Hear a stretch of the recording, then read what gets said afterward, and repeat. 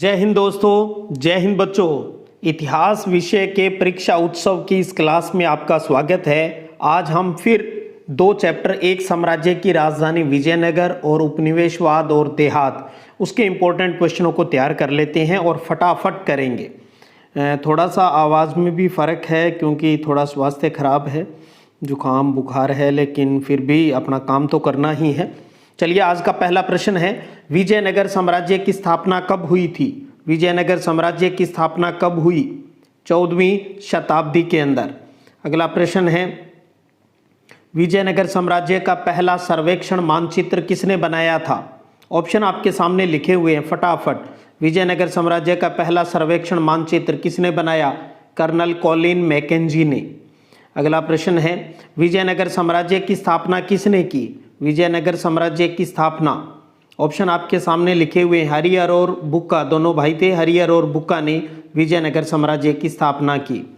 अगला प्रश्न देखिए, विजयनगर साम्राज्य का दूसरा नाम क्या है? विजयनगर साम्राज्य का दूसरा नाम, ऑप्शन आपके सामने, और वो है हम्फी। विजयनगर साम्राज्य का दूसरा नाम हम्फी। निम्न में से घोड़ों के व्यापारी के लिए किस शब्द का प्रयोग हुआ है? कुदेरे, चट्टी, गजपति, नरपति, इनमें से कोई नहीं। कौन सा सही है? कुदिरई चेपट्टी, पहला ऑप्शन इसका सही है। अगला प्रश्न देखिए, विजयनगर साम्राज्य का पहला राजवंश कौन सा था? विजयनगर साम्राज्य का पहला राजवंश कौन सा है भाई? संगम वंश। संगम वंश 1485 ईस्वी तक विजयनगर पर शासन किया था। और ध्यान रखिएगा, संगम वंश के बाद में आया दूसरा जो वंश था वो था सुलुव वंश। सुलुव वंश 1503 ईस्वी तक, और उसके बाद में आया तुलुव वंश, तुलुव राजवंश। तो पहला संगम वंश, फिर सुलुव वंश और फिर तुलुव वंश। और आपको पता होगा तुलुव वंश का प्रतापी शासक कौन था? कृष्णदेव राय। कृष्णदेव राय, तेनालीरामा नाटक देखा होगा। और तुलुव वंश के बाद में आया कौन सा? तुलुव वंश के बाद में आया अराविंदो, अराविंदु वंश, अराविंदु वंश। तो ये चारों का क्रम आप जरूर ध्यान रखिएगा साथ में।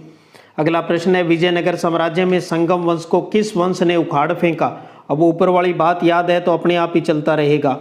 किसने उखाड़ फेंका? सुलुव वंश ने। तो संगम वंश के बाद में कौन सा वंश स्थापित हुआ? सुलुव वंश। उसके बाद दक्षिण भारतीय मंदिरों में भव्य गोपुरमों को जोड़ने का श्रेय निम्न में से किसे दिया जाता है? ऑप्शन आपके सामने लिखे हुए हैं भाई, किसे दिया जाता है भव्य गोपुरमों को जोड़ने का? कृष्णदेव राय, तुलुव वंश का प्रतापी शासक रहा है ये। अगला है, कृष्णदेव राय ने निम्न में से विजयनगर के समीप किस उपनगर की स्थापना की थी? बताइए भी, किसने, कृष्णदेव राय ने किस उपनगर की स्थापना की? सही उत्तर कौन सा होगा इनमें से? वो है नागलपुरम, नागलपुरम। अगला है, अमुक्त मल्यद नामक तेलुगु भाषा में लिखित कृति निम्न में से किसकी रचना है? ऑप्शन आपके सामने लिखे हुए हैं, अमुक्त मल्यद नामक तेलुगु भाषा का ये ग्रंथ किसका लिखा हुआ है? कृष्णदेव राय का। कृष्णदेव राय, इनके दरबार में तेनालीरामा था भी। कृष्णदेव राय किस वंश से संबंधित थे? कृष्णदेव राय का संबंध किस वंश से है? अपने आप ही इजी सा प्रश्न है। तुलुव वंश आपको अच्छे से पता है। जो विजयनगर की बात आती है पहले कौन सा? संगम वंश, उसके बाद में सुलुव वंश, और उसके बाद में आता है तुलुव वंश। अगला प्रश्न है, तुलुव वंश को निम्न में से किस वंश ने पराजित कर अपनी सत्ता स्थापित की? तुलुव वंश को भी फिर हरा दिया। किसने हराया भाई? देखिए कौन सा उत्तर है, और वो है सही उत्तर अराविंदो वंश। अराविंदु वंश की बात आती है। अगला प्रश्न देखिएगा। अगला प्रश्न है 13वां, क्या राक्षसी तागड़ी नामक युद्ध कब हुआ था? राक्षसी तागड़ी नामक युद्ध कब हुआ? बहुत अच्छा प्रश्न है, कब हुआ था भाई राक्षसी तागड़ी युद्ध? 1565 ईस्वी में, ये ध्यान रखिए। तागड़ी, राक्षसी तागड़ी युद्ध, इसे तालीकोटा युद्ध भी कहा जाता है। तालीकोटा के मैदान में हुआ था। और आपको बताना चाहूँ ये किसके बीच में हुआ था? ये विजयनगर, एक तरफ तो विजयनगर की सेना थी और दूसरी तरफ थी बीजापुर, गोलकुंडा और अहमदनगर। तो बीजापुर, गोलकुंडा और अहमदनगर एक तरफ थे, विजयनगर एक तरफ था। इसमें विजयनगर की हार होती है और विजयनगर का सेनापति था राम राय। ये भी आप याद रखिएगा, राम राय। तागड़ी युद्ध राक्षसी तांगड़ी युद्ध या तालीकोटा युद्ध भी कहते हैं। राक्षसी तांगड़ी नामक युद्ध अन्य किस नाम से जाना जाता है? तो सही उत्तर कौन सा है? तालीकोटा का युद्ध। तालीकोटा के युद्ध के नाम से भी जाना जाता है राक्षसी तांगड़ी युद्ध। निम्न में से पुर्तगाली यात्री जो 16वीं शताब्दी में विजयनगर की यात्रा पर आया वो कौन सा है? ऑप्शन आपके सामने लिखे हुए हैं। पुर्तगाली यात्री जो 16वीं सदी में विजयनगर आया वो है फर्नोवो नूनीज। फर्नोवो नूनीज। अगला प्रश्न देखिएगा 16वां, हम्पी नाम का आविर्भाव किस स्थानीय देवी के नाम पर पड़ा है? हम्पी नाम का आविर्भाव यानी जन्म है वो किस स्थानीय देवी के नाम पर पड़ा है? ऑप्शन आपके सामने लिखे हैं, वो है पंपा देवी। पंपा देवी। अगला प्रश्न है विजयनगर साम्राज्य किन दो नदियों के दोआब में फूला हुआ है? दो नदियों के बीच का जो क्षेत्र होता है वो दोआब कहलाता है। दो नदियां बह रही हैं उनके बीच का जो क्षेत्र है वो दोआब कहलाता है। तो ये किन दो नदियों के दोआब के बीच फला फूला है भाई? सही उत्तर है कृष्णा और तुंगभद्रा। दोआब यानी दो नदियों के बीच का क्षेत्र कृष्णा और तुंगभद्रा नदी के बीच का क्षेत्र है। महानवमी के डिब्बे को किस विदेशी यात्री ने विजय का भवन की संज्ञा दी है? महानवमी के डिब्बे को किस विदेशी यात्री ने विजय का भवन इसकी संज्ञा दी है? कौन सा सही उत्तर होगा? डेमिंगो पैस। डेमिंगो पैस। अगला प्रश्न है विठल मंदिर के प्रमुख देवता कौन थे? विठल मंदिर के प्रमुख देवता कौन थे भाई? ऑप्शन आपके सामने है, वो है विष्णु। विठल मंदिर के प्रमुख देवता विष्णु। अगला प्रश्न देखिएगा विजयनगर के शासक किस प्रमुख देवता की ओर से शासन करने का दावा करते थे? विजयनगर के शासक किस प्रमुख देवता की ओर से शासन करने का दावा करते थे? वो है विरूपाक्ष। विरूपाक्ष। भाई हम राज नहीं करते, विरूपाक्ष महाराज ही राज कर रहे हैं। भारतीय मंदिर स्थापत्य में गोपुरम किसे कहा जाता है? भारतीय मंदिर स्थापत्य में गोपुरम का मतलब क्या है? गोपुरम का मतलब क्या है? वो है मंदिर का विशाल प्रवेश द्वार। मंदिर का विशाल प्रवेश द्वार। हम्पी को राष्ट्रीय महत्व के स्थल के रूप में मान्यता है वो कब मिली? हम्पी को राष्ट्रीय महत्व के स्थल के रूप में मान्यता 1976 के अंदर मिली। अगला प्रश्न है कि तमिलनाडु के किस मंदिर में गोपुरम में कृष्णदेवराय की मूर्ति स्थित है भाई? तमिलनाडु के किस मंदिर में गोपुरम में कृष्णदेवराय की मंदिर स्थित है? ऑप्शन आपके सामने लिखे हुए बताइए, और वो है चिदम्बरम के मंदिर में। चिदम्बरम के मंदिर में। अगला प्रश्न देखिएगा 24वां, इस्तमरारी बंदोबस्त से संबंधित निम्न में से कौन सा कथन है वो सत्य है? ऑप्शन पढ़िए आप अच्छे से। इस्तमरारी बंदोबस्त, क्या उत्तर होगा इसका सही? सही उत्तर है उपयुक्त दोनों। यानी ईस्ट इंडिया कंपनी ने राजस्व की राशि निश्चित कर दी थी और जमींदारों से राजस्व वसूल करने के लिए उनकी संपदाएं हैं वो नीलाम कर दी जाती थी। ये दोनों ही ऑप्शन है वो इसके सही है। अगला प्रश्न देखिएगा, जमींदार द्वारा राजस्व वसूल करने वाले अधिकारी क्या कहलाता था? जमींदार द्वारा राजस्व वसूल करने वाला अधिकारी क्या कहलाता था अभी? वो कहलाता था अमला। अमला। अगला प्रश्न है, बंगाल में जोतदारों के बारे में सर्वप्रथम विवरण किसके द्वारा दिया गया था? बंगाल में जोतदारों के बारे में सर्वप्रथम विवरण किसने दिया? ऑप्शन आपके सामने लिखे हुए हैं और वो है फ्रांसिस बुकानन। फ्रांसिस बुकानन का नाम आता है। अगला प्रश्न देखिए, जोतदारों के जमीन का काफ़ी बड़ा भाग निम्न में से किसके द्वारा जोता जाता था? ऑप्शन आपके सामने लिखे हुए हैं। किसके द्वारा जोता जाता था? वो है बटाईदारों द्वारा। बटाईदारों द्वारा। अगला प्रश्न है, किस विधि के अंतर्गत जमींदारों के द्वारा एक निश्चित तिथि पर लगान कंपनी को नहीं देने पर उनकी भूमि नीलाम कर दी जाती थी? जमींदार अभी टाइम पर अपना टैक्स नहीं दे पाता था तो जमीन बेच देते थे। तो वो कौन सी विधि है देखिएगा, और वो है सूर्यास्त विधि। सूर्यास्त विधि। अगला प्रश्न है, गांव में किसकी शक्ति जमींदारों की ताकत की अपेक्षा अधिक प्रभावशाली होती थी?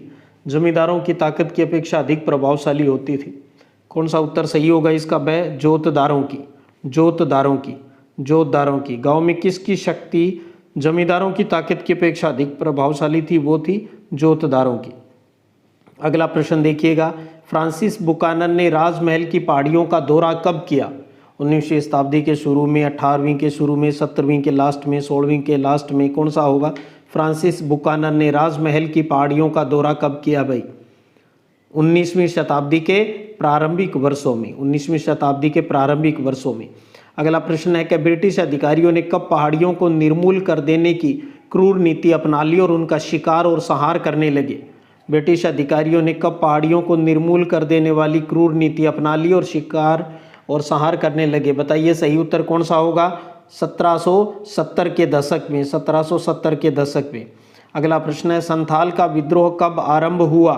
संथाल का विद्रोह कब प्रारंभ हुआ? भी 1855-56 की बात आती है, 1855-56। अगला प्रश्न है, दक्कन का विद्रोह कितने क्षेत्र में फैल गया? दक्कन का विद्रोह कितने एरिया में फैला हुआ ये बताना है।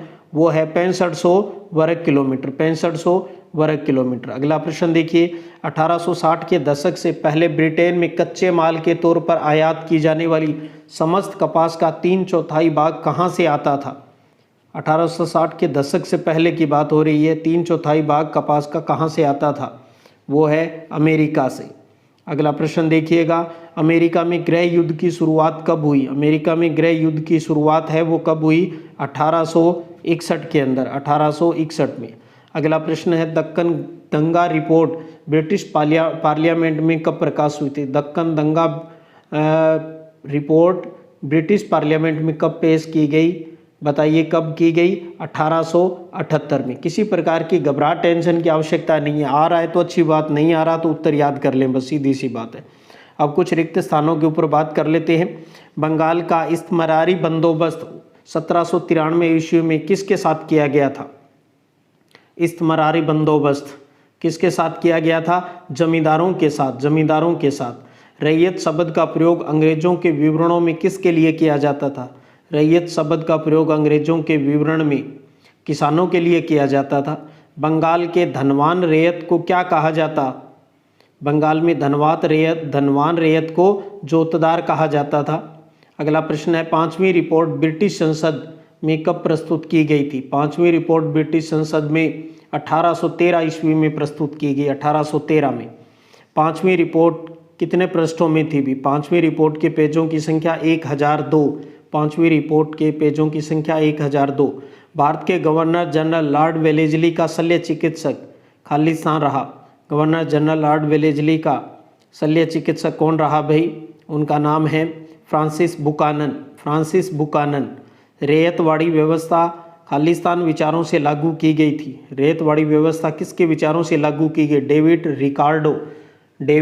रिकार्डो के विचारों से लागू की गई। अगला प्रश्न है, बम्बई दक्कन में पहला राजस्व बंदोबस्त किया गया।